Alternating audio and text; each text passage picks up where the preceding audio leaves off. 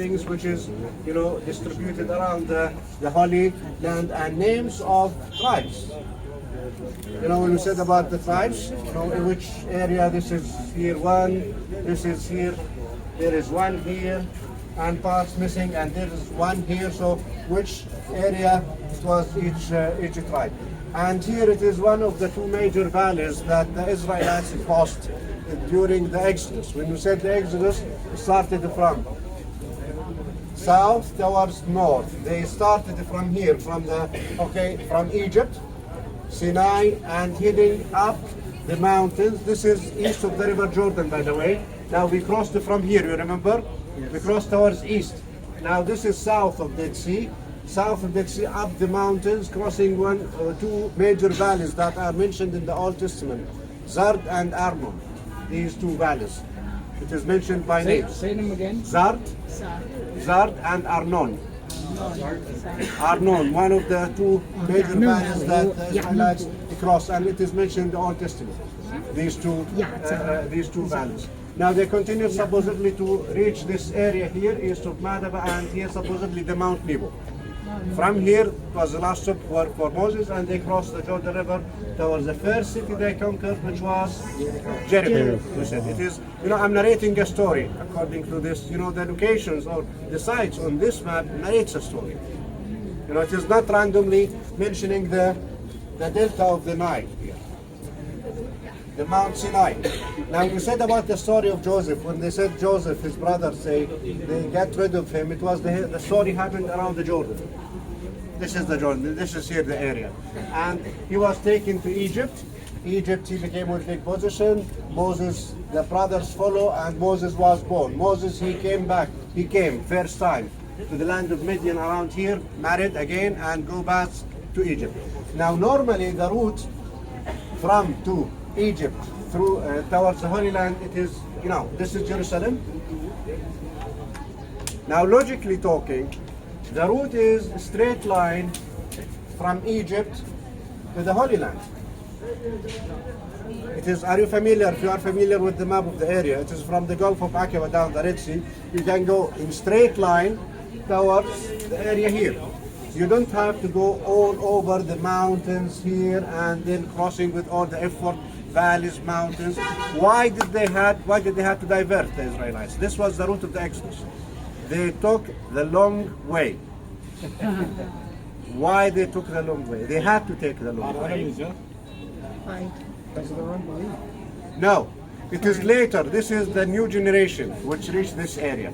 Okay, but we're talking. You remember we're talking before about Esau, the brother of Jacob, and you said about he was the Edomites, the reddish. It was their area here. So, according reference to the ancient conflict between Jacob and his brother, the descendants of Esau, who are the Edomites, didn't allow the Israelites to cross their land. So they made it harder to go up the mountains. Okay, and it took them more time and more effort, ending by here and crossing the River Jordan towards Jericho. Okay, this is one part of the story. We said so far, geographic reference, piece of art, Exodus. Now, Jesus, where he was born in Jericho, in Bethlehem. This is Bethlehem. Now, the story of Jesus when he healed the possessed people with the Gadara. Gadara, it was a city north of Jordan River, one of 10 cities that were built by the Romans, which were called the Decapolis. Decapolis, the 10 cities. Okay, the 10 cities, 10 Roman cities were built in this area here north of Jordan River, in a way. And Jesus, he was roaming, the story of Jesus, he was preaching, roaming around the Decapolis. It is mentioned in the Bible. Barefoot, no shoes. He was inviting, preaching the people. He reached the Sea of Galilee, which is near Gadara, and he healed the possessed people. This is in the Bible. He crossed toward the east side of the River Jordan, continuing all here, reaching Philadelphia. Philadelphia, it is one of the Decapolis. Do you know which city is Philadelphia? Amman. Amman, the name of Amman started with Rabbit Ammun, the land of the Ammonites. Then the Greeks, they came to the area mid-4th century, then the BC, I'm talking. Then the Romans, 1st century BC. During that time, Amman was, or Rabbit Amun was changed to Philadelphia, from the Emperor Philadelphus, the city of the brotherly love. So the one, United States, is named after our one.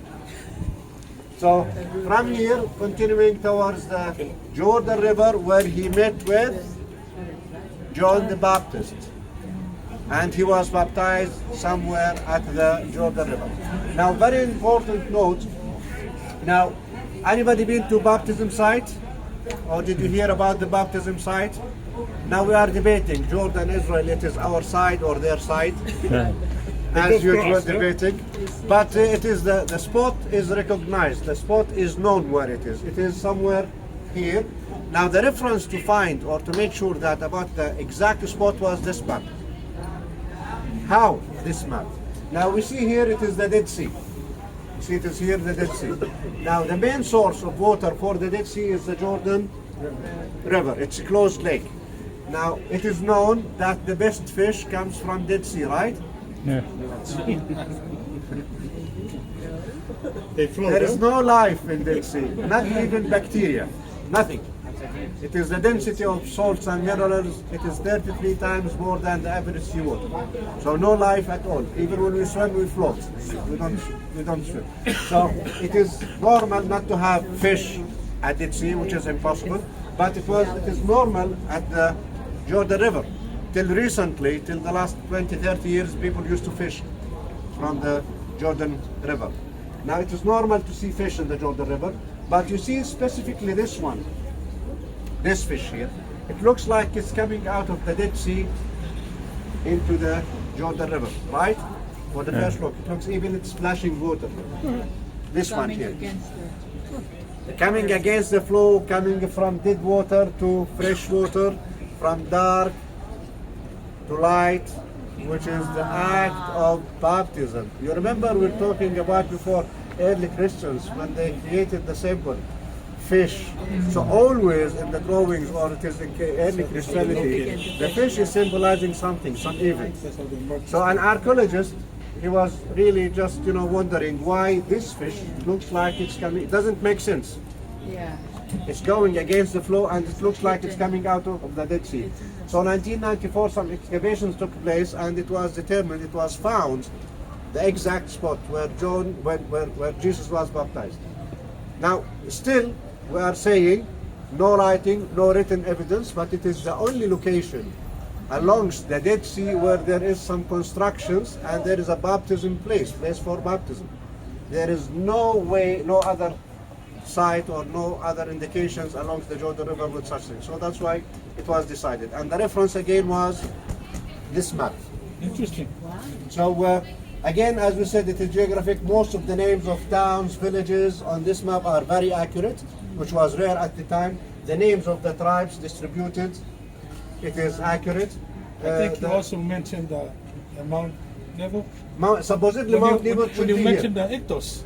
The Ectos, yes. Yeah, you mentioned Christ, the Greeks, you talk about the fish. Christos, it is, now thank you for the note. Why the fish? Why they chose the symbol the fish? In Greek language, we say it is the sentence, it says, Jesus Christ, the Savior of humanity. If we say it in Greek language, take the first letter of each word of that sentence in Greek language, it will make the word Christos, the fish. Sos Christos, Dies Isotos.